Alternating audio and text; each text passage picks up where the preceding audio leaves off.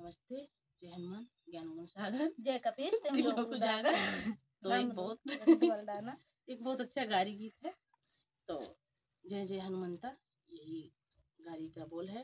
तो आप लोग सुनिएगा, इसीलिए हम जय जय बोल रहे हैं अपने और ये गाना ये गीत दीदी गाई है, ये गाई है।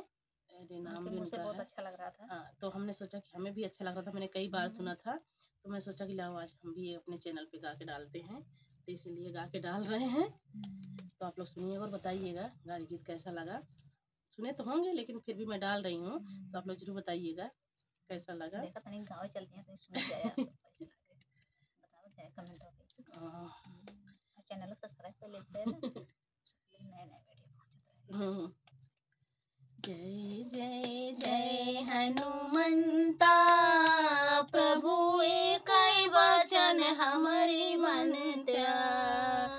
जय जय जय हनुमंता, प्रभु एक वचन हमारी मनत्या। तनी हाली करा, तनी जल्दी करा, तनी हाली करा, तनी जल्दी करा। यही मंडक के बिचवा में औत्या जरा, यही मंडक के बिचवा में औत्या जरा। पंडित बिचवा का बसवा उखड़त्या, पंडित साले के गड़िया पे मरत्या। यही बिचवा का बसवा उखड़त्या, पंडित साले के गड़िया पे मरत्या। जय जय जय हनुमंता, प्रभु एक वचन हमारी मनता। जय जय जय हनुमंता, प्रभु एक वचन हमारी मनत्या। नौवा जिद्दी बड़ा, नौवा ऋषि बड़ा, नौवा जिद्दी बड़ा, नौवा ऋषि बड़ा। प्रभु एक अरज हमारी मनत्या जरा, प्रभु एक अरज हमारी मनत्या जरा। यही बचवा का बसवा उखड़त्या, नौवा साले के गड़िया पे मरत्या। यही बिचवा का बसवा उखड़त्या, नौवा साले के गड़िया पे मरत्या। जय जय जय हनुमंता, प्रभु एक वचन हमारी मनत्या।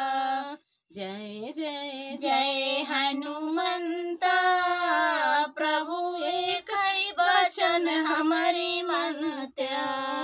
देवरा ही नरा बड़ा, देवरा ही जड़ा बड़ा, देवरा चिनरा बड़ा, देवरा ही जड़ा बड़ा।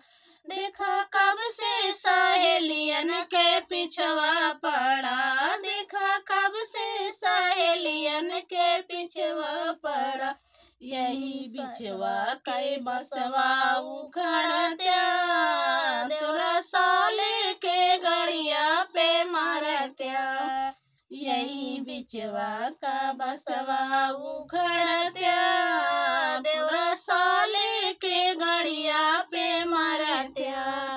जय जय जय हनुमंता, प्रभु एक वचन हमारी मनत्या।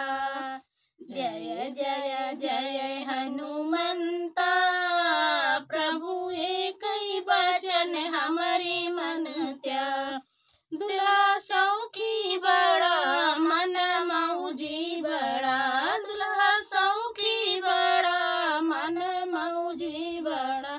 छोड़ी दुल्हन के सरहज के पीछे पड़ा, छोड़ी दुल्हन के सरहज के पीछे पड़ा। यही बचवा के बसवा उखड़त्या, दुल्हे साले के गड़िया पे मरत्या। यही बिचवा के बसवा उखड़त्या, दुल्हे साले के गड़िया पे मरत्या।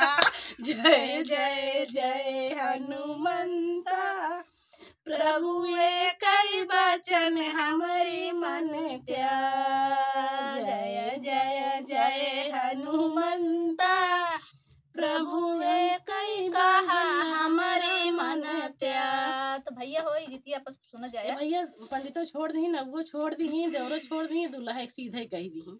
देख ले अब आप सब सुनिए, बताइए ये का कहीं आपको बताई दे। हाँ लास्ट में कहिए ही